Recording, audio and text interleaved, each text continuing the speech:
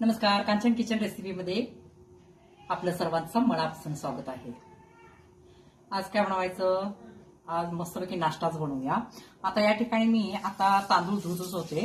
इतक्यात माझ्या लक्षात आलं की नाश्ता बनवायचा आहे. मग म्हटलं आता ही रेसिपीच टाकूया. मग आता मी हे तांदूळ धुतलेले आहेत, भिजवलेले वगैरे नाही. आता जस्ट मी 1-2 ग्लास तांदूळ घेतलेले आहेत आणि याच्यामध्ये काय करायचं, 1-2 चमचे उडीद डाळ घालायची. हे बघा, भिजवलेली नाहीये डाळ सुद्धा. 1-2 चमचे उडीद डाळ. तुम्ही जास्त घातली तर काय प्रॉब्लेम नाही आहे, पण चिकटण्याची शक्यता असते. कारण आपण हे आता लगेचच जस्ट 10-15 मिनिटाचा नाश्ता करतोय. मग आता काय करायचं, पुन्हा हे स्वच्छ धुवून घ्यायचं. कारण आपण याच्यामध्ये डाळ धुतलेली नाहीये, ते अनेकदा पाण्यानं धुवून घेऊया. हे पाही डाळ घातल्यानंतर आपण धुवून घेतलेलं आहे. आता काय करायचं, या ठिकाणी पाणी गरम करून घेतलेलं आहे 1-2 ग्लास. आता त्याच्यामध्ये सुके खोबरं घ्या किंवा ओलं खोबरं घ्या, हे याच्या पाण्यामध्ये टाकायचं.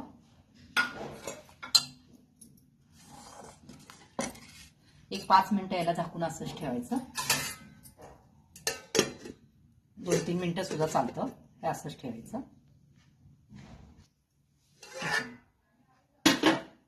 हे 5 मिनिटं झालेले आहेत. आता काय करायचं, हे पाणी ह्या तांदळामध्ये असं ओतायचं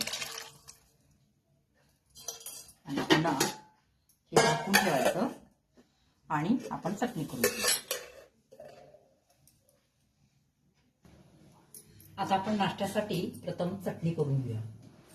आता चटणीसाठी प्रथम आपण याच्यामध्ये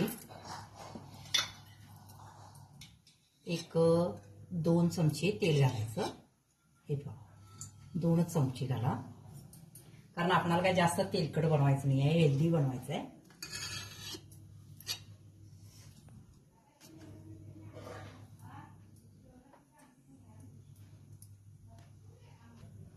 आता तेल चांगलं गरम झालेलं आहे. आता याच्यामध्ये थोडीशी फुटाण्याची डाळ घालायची आणि 1 चमचा उडीद डाळ.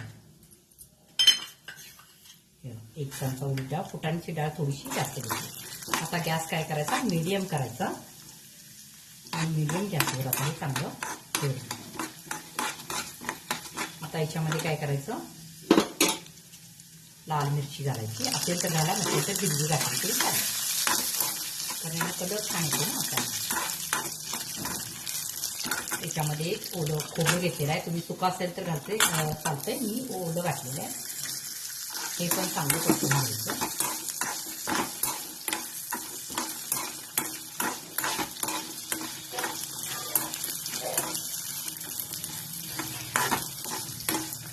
आता याच्यामध्ये 1/2 चमचा जिरे, 1/2 चमचे जिरे घालायचे आणि मोहरी 1/2 चमचे घालायचं आणि आता हे चांगलं हलवायचं.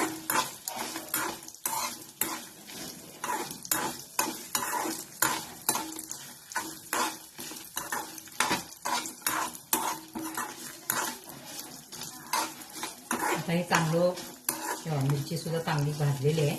आता याच्यामध्ये काय करायचं, 1-2 टोमॅटो. चटणी आता किती बनवायची हे तुम्ही ठरवायचं.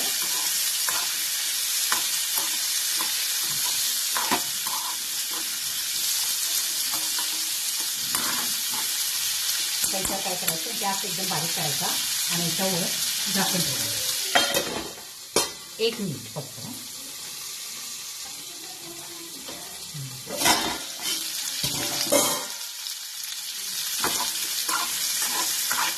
गॅस बारीक केलेला आहे.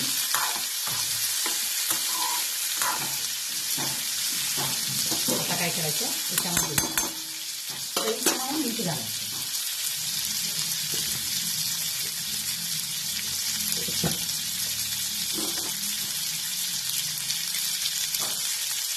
नंतर चेक करून तुम्ही घालू शकता. मिठाचं प्रमाण हे तुम्ही चेक करून घालत जा. काही वेळेला अंदाज चुकण्याची शक्यता असते. आता याच्यामध्ये आपण मीठ घातलेलं आहे, त्यामुळे काय करायचं, आणखीन 1 मिनिट याला झाकून ठेवायचं.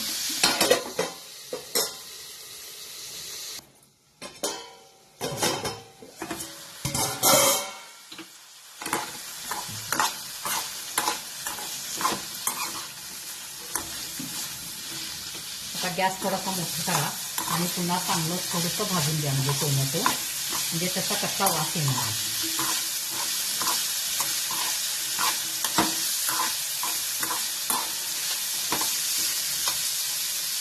हो, त्याची छिलके निघायला आहेत, म्हणजे चांगलं आहे, म्हणजे ते चांगलं भाजलेलं आहे. आता गॅस बंद करायचं आणि थोडंसं थंड झाल्यानंतर हे मिक्सरला वाटून घ्यायचं. पाण्याची आवश्यकता असेल तर घालू शकता, तुम्हाला कसं पातळ वगैरे हवे ना अशा पद्धतीने तुम्ही आता करू शकता. आता काय करायचं, हे मिक्सरला बारीक वाटून घ्यायचं, पण थोडंसं थंड. हे पहा, मी थोडंसं पाणी घालून चटणी वाटून घेतलेली आहे. कलर बघा किती छान आलाय, सुंदर आलाय कलर. आता याच्यामध्ये आपण तडका द्यायचा आहे. मग या ठिकाणी मी तेल ठेवलेलं आहे कडवायला. आता याच्यामध्ये जिरे, मोहरी आणि कढीपत्ता घालून याच्यावर घालायचं.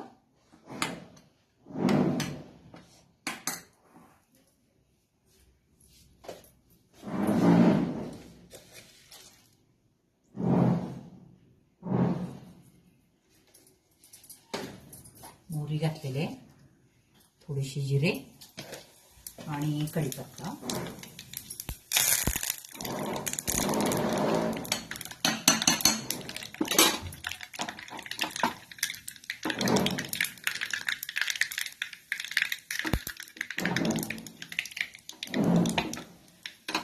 आता याच्यावर घालायचं.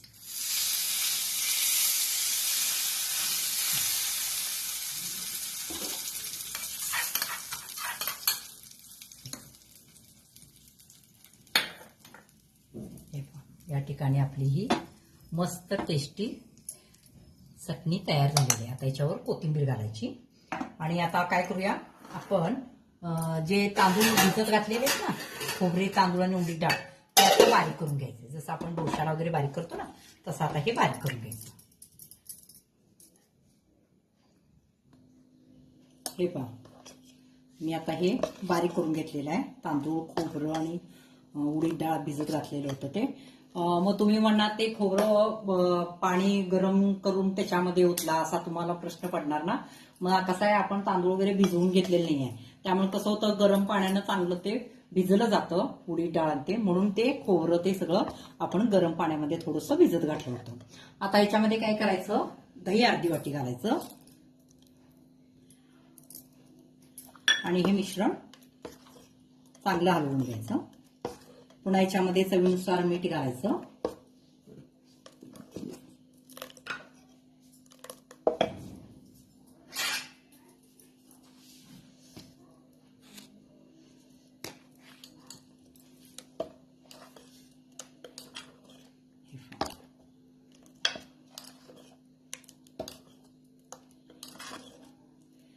तांदूळ बारीक करत असतानाच तुम्ही दही घातलं तरी सुद्धा चालेल.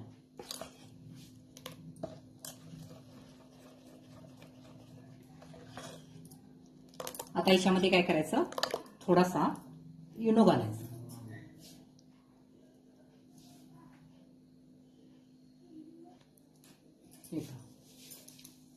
सगळंच घालते, कारण अर्ध राहिलं तर ते खराबच होणार, पण याला लागेलच कारण जास्त आहे पीठ थोडंसं. हे पण पीठ फुगायला चालू झालं लगेच.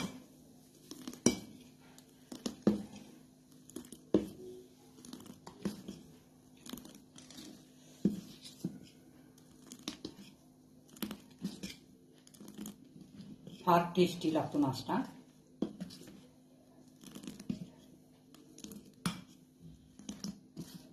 चला आता आपण बनवूया.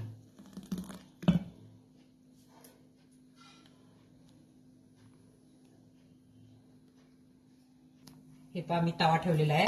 तवा जरा माझा जुना आहे, त्यामुळे मी याला थोडंसं तेल लावलेलं आहे, कारण चिकटण्याची शक्यता असते. तुमचा तवा नवीन असेल तर काय प्रॉब्लेम नाही आहे. आता चांगला गरम झाल्यानंतरच त्याच्यावर आपण हे डोसा म्हणायला काय हरकत नाही, डोसाच आहे.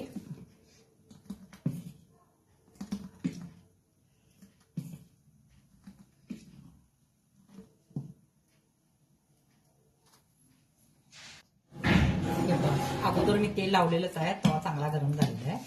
आता त्याच्यावर हे पॅकेट ठेवायचं.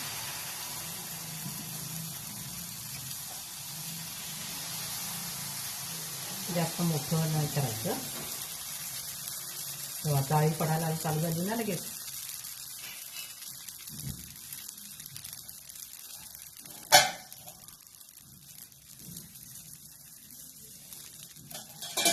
याच्यावर काय करायचं ते झाकून बसत नाही.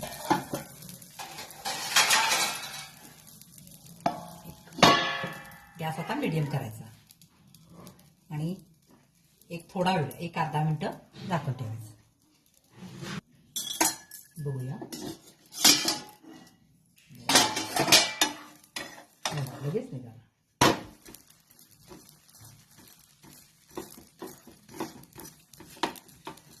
तेल वगैरे लावायची काहीही गरज नाही आहे. तुम्हाला आवडत असेल तर तुम्ही लावू शकता, नाही लावला तरी सुद्धा चालतं.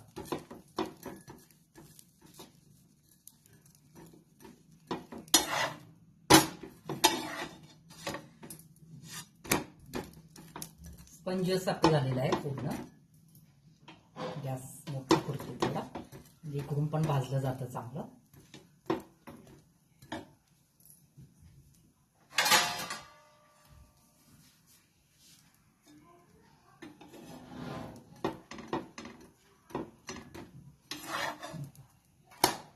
आता आपण दुसरं टाकूया.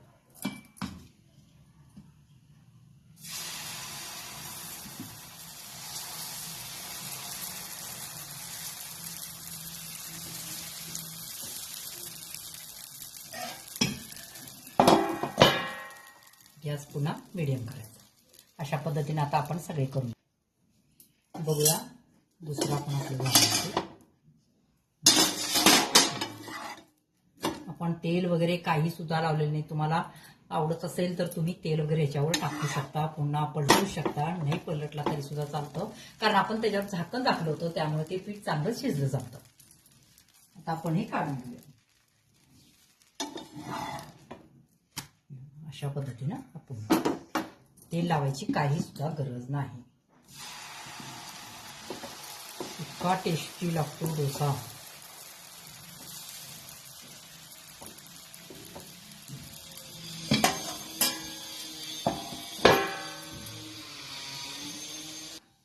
हे पहा, या ठिकाणी आपले 4 डोसे मी केलेले आहेत. आता हे गरम गरम नंतर करून देणार, भरपूर झालेले आहेत. आता या ठिकाणी बघा, एकदम मऊसूत असं झालेलं आहे. हे बघा, हे एकदम मऊसूत.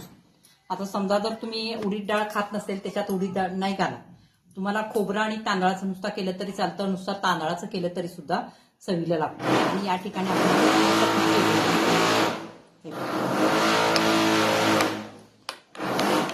आमच्या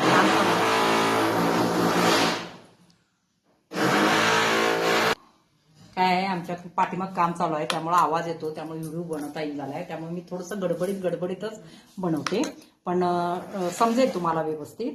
हे पहा, या अशा पद्धतीनं एकदम स्पंज. हे